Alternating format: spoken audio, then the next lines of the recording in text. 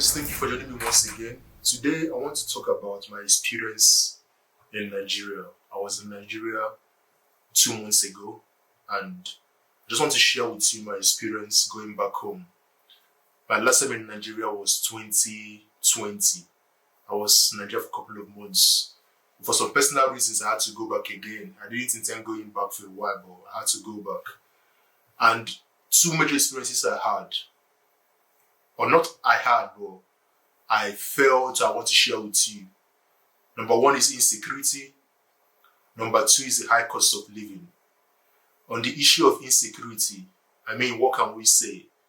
It's not just what you hear in the news, it's real, it's evident, it's there. The insecurity condition is so high. No matter what you hear in the news, just take it from me that it's more than whatever you hear on the news or whatever you read on the newspaper or social media. It is very, very bad in Nigeria. The reason why I know is that one of the reasons when I was in Nigeria, I was forced to always stay out at night. I had meetings I had to go to, things I had to handle. So I always had to be out till like 9 p.m., 10 p.m. at night. But once it was getting to 6 o'clock at night, 1800, everyone was telling me, start going home, start going home, start going home. Everyone started leaving. Going back to the house, I was in someone else's house. I left my house, I had to handle something to someone, so I had to stay back, right? But the point was, it was everywhere. People were like, oh, don't tell anybody where you're going to, so don't do this, don't do that. You could feel the insecurity in the palm of your hands. You can hold it with a barrel. Top government officials are riding in normal vehicles. Normal vehicles that an average guy will ride in. A top government official is riding in that. I saw the person myself. He was in a normal vehicle. You wouldn't think that, hey, this was 3 years ago, someone like that would have a convoy, right? Escort, mopo, everything assigned to the person. But as of today, as of right now, this person is just driving in a normal car. In fact, the person doesn't even sit at the back. The person is even sat in front. The PA and the SA are now sat behind. So everybody's disguising. People are not wanting to show themselves. Another story I had, the top government official again, is using shuttle. I'm not trying to give away, I'm trying to generalize as soon as possible, so I'm not giving away any tricks or anything here. But my point is that everybody's not disguising. People you could feel the insecurity in the palm of your hands, like I just said, right? So the government has to get a grip on this. It's not possible that we can go on like this forever. Number two is the high cost of living. Gala. I love Gala. I love Oba. The price has gone up. Gala that used to be 15 naira is now 100 naira. What else? Biscuits that used to be 20 naira is now 13 naira. So some places 14 naira. Petrol, so high. The petrol price reflects in the price of Uber, for example. When I take an Uber, Keke, shuttle, once the driver buys that petrol, he has to make profits to feed his family and other things that he has to do. Raise the price for his passengers.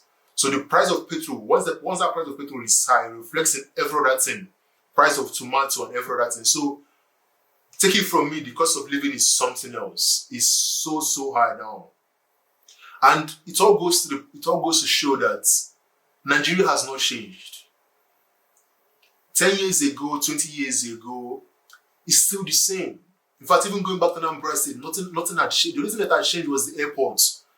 The only thing I'm going to give Obiano kudos for is that rather than landing in Enugu State like I would have before, or Asaba, or Imo State, at least I'm landing in Anambra State, which is a good thing, right?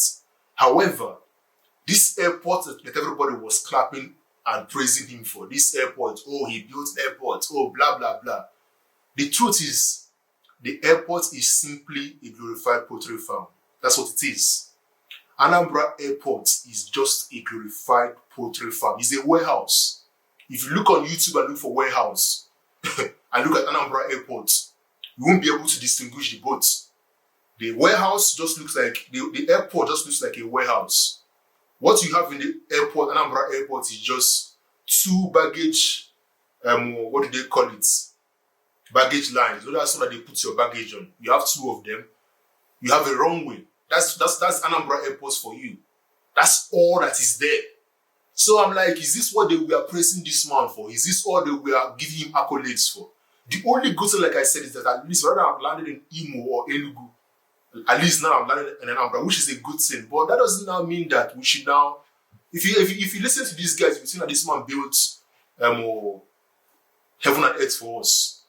But yes, but my point is in this whole video is just to say the insecurity is something else. I mean, even today, I just read on the news that a man that was going to get married, I think a couple of days from now, he was just killed.